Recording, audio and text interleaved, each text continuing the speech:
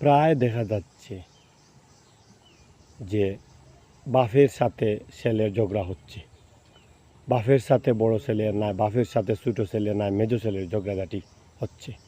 প্রায় দেখা যাচ্ছে মায়ের সাথে ছেলেদের ঝগড়াঝাটি হচ্ছে। মায়ের সাথে অনেক ছেলেরা মায়ের সাথে দীর্ঘদিন কথা বলে না। আমরা প্রায় বুঝি যে মাটা কত বালা, ছেলেটার খুব দোষ, ছেলেটা অপরাধী। আমরা বেশিরভাগ দেখে থাকি যে বাপ কত বালা কইয়া কথা কয়, এই ছেলেটা খুব বাদ। আসলে এই বিষয়গুলার কেউ যদি ডিপে যায়, সত্যটা যদি জানার চেষ্টা করে, তাইলে দেখা যাইব বেশিরভাগ ক্ষেত্রে বাপ নাই মাও অপরাধী, খারাপ। তারা একপাক্ষিক চিন্তা ফিকির করে, কোনো কারণে তাদের স্বার্থ যদি আঘাত লাগে যায় বা বিগড়ে যায়, বেশিরভাগ কথার অমিল দেখা যায় আমাদের মাঝে।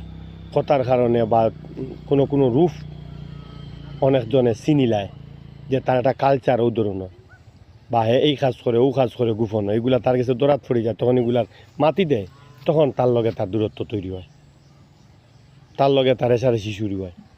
বা দেখা যায় কোনো কারণে ফিসে রাখতে পারে না, কথা শুনাইতে পারে না। ন্যায় এবং অন্যায় করে কথা, এর অন্যায় করিয়াও চায় তোমার কথা শুনাইতো, তখনও আইল দূরত্ব, তখনও আইল বিমত,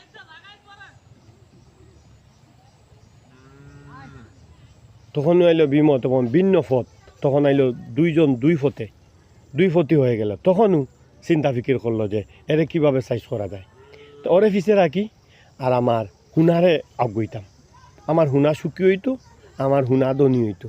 তখন দৌড় দিল, কেউ জেলা জানে না, তখন দৌড় দিল বিপিনের কাছে, তখনই দৌড় দিল বিপিনের কাছে। না হয় দৌড় দিল 1 চক্কর নোয়া বাজার, না হয় আরও কত জায়গাত।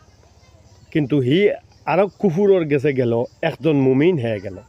হে দাবি করে নিজরে মুমিন, অজানোর আগে দৌড়েও তো নমাইছ গেল। আর কুফুরর গেছে খেয়ে যায়, কুফুর যায়। বেইমানের কাছে খেয়ে যায় আর বেইমান যায়, নাফরমানের কাছে খেয়ে যায় আর নাফরমান যায়।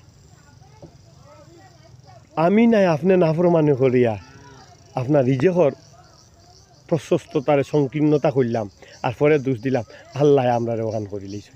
আল্লাহর হুকুম, আল্লাহর ফসল, এটা আসলে ঠিক নাই।